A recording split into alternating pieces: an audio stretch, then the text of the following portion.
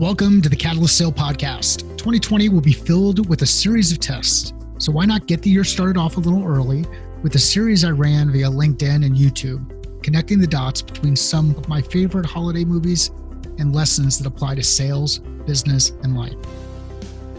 This is one of 5 episodes where we'll share 5 of the segments originally launched as videos. If you'd like to see the original videos, please check out the links in the show notes. This sprint is brought to you by the Catalyst Sale Sprint of the Month. These sprints are designed to help you put the concepts discussed in the podcast into practice in your business. Let's get started. Elf is another one of my favorite Christmas movies. There's a particular scene that I think is pretty funny in the movie, and it's the scene where they're at the boardroom. And Peter Dinklage, who plays the role of an external consultant, is at the head of the boardroom table, and he's helping with some ideas around a specific story to help get the James Caan character out of an issue that he has.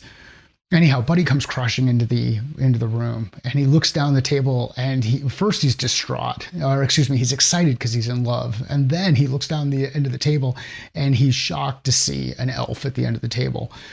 And he makes a comment about the elf. And then Peter Dinklage's character says, "Say elf one more time." And long story short, they get into this whole thing, and he calls him an angry little elf, or "You're an angry little elf."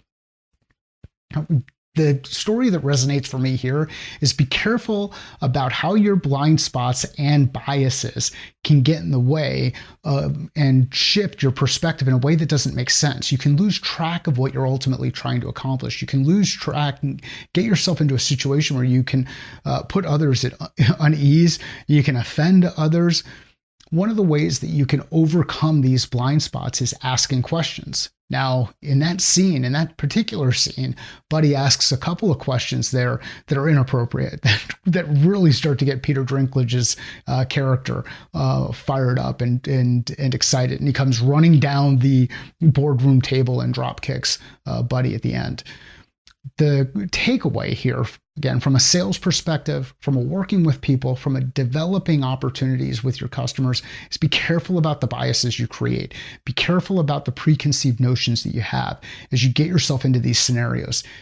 Ask appropriate questions, minimize your assumptions, and be aware of your blind spots. So there's another scene in Christmas Story, and this is right after Ralphie gets in the fight. It's a little bit later in the day. Everybody's kind of wound down a little bit. He's still in tears. He's still kind of crying. I think, at that point he's crying because he's anticipating this dad's going to be pretty mad at him. His brother Randy, and I've got Randy's hat here somewhere, but his brother Randy is underneath the kitchen sink, and the mom finds him under there and gives him a little glass of milk.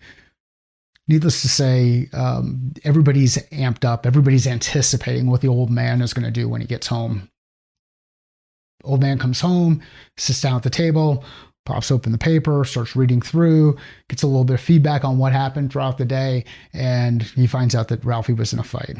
Well, he starts to perk up. Mom adds a little bit of color to the whole overall story, says that they've already taken care of it. Boys will be boys, and starts to move things past. Well, the old man makes a comment, and then she changes the subject by talking about the Bears and the Packers playing. And, so-and-so's got tickets to the Bears and Packers game. All of a sudden, his gears shift, and his attention is on something completely different.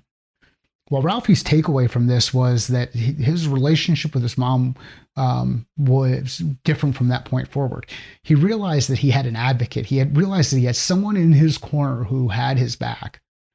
I'd like you to think about that scene and that part of the story and see how that applies in the relationships that you're building with your customers. Who has your back in those relationships? Who is your advocate inside the organizations you're working with? And let's flip that around and ask, how are you being their advocate? How are you helping them accomplish the things they're trying to accomplish? I want to talk about creativity. In National Lampoon's Christmas Vacation, there's that scene where they're at the top of the snow hill. They're getting ready to sled, and Clark takes out this lubricant. It's some stuff that they're working on at work. It's a non-caloric kitchen lubricant. Anyhow, he puts it on the sled, and by putting that on the sled, this whole thing is to reduce significant friction and increase speed. The thing that I take away from this scene, though, is the importance of creativity.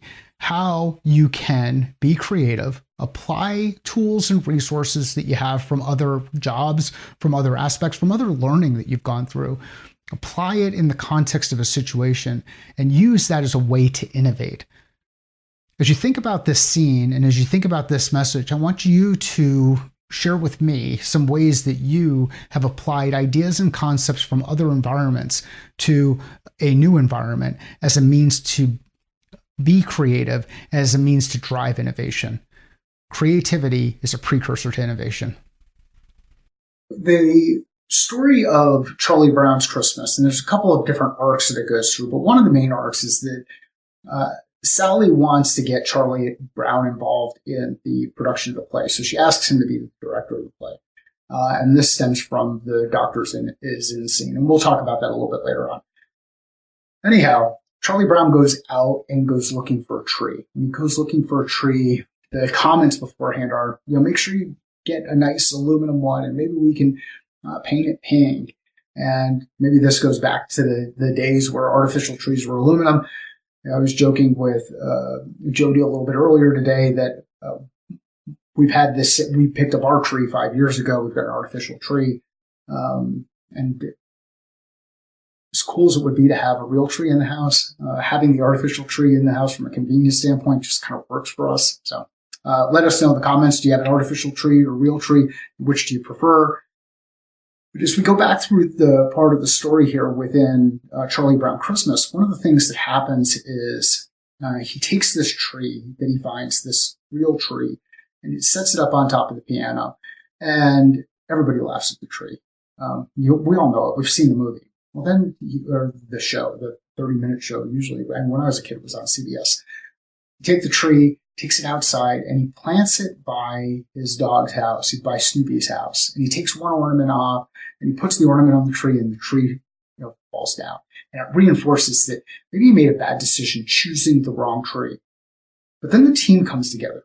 The team comes together, and they grab some of the other ornaments off of Snoopy's house. If you haven't seen the movie or the show, turn this off. I don't want any spoilers. The team grabs the ornaments, they grab some of the lights, and they build around, and Linus puts his blanket under there, and the blanket helps prop it up and gives it stability. And when they step away from the tree looks like this great Christmas tree. The story that I'd like you to take away from this is the importance of selling as a team, the importance of working together as a team, leveraging each other's capabilities to help execute on your objectives. That's great when you can be successful alone. But imagine what happens when you work together as a team. How much more successful can you be? There's a scene early in Elf. They're in Santa's workshop. They're actually in the classroom. And there's an elder elf sitting in front of the classroom, and he's pointing at a chalkboard. On the chalkboard, it has the code of elves. There's some general guiding principles. That's what this makes me think about, is the importance of guiding principles. One of them is there's always room on the nice list. Another one, I think it's the last one, is the best way to spread Christmas cheer is singing loud for all to hear. What are your guiding principles? How do those guiding principles help you stay focused, help you see through some of the dark times that you're going in the work, or help you even choose which areas to focus on when it comes to delivering your work? I've got a couple of guiding principles. I'd like to hear about yours in the comments below. Here are mine. Number 1, understand your customer better than they understand themselves. Number 2, deliver your solution in the context of what's important to the customer. Number 3, don't limit yourself by preconceived notions. And number 4, set expectations and execute flawlessly. Please let me know what you think via catalystsale.com, via the live chat, or via the Catalyst Sale Twitter handle. You can learn more about the sprint of the month by going to catalystsale.com and clicking on sprints. Thanks for listening. Sales is a thinking process. How are you thinking differently about yours?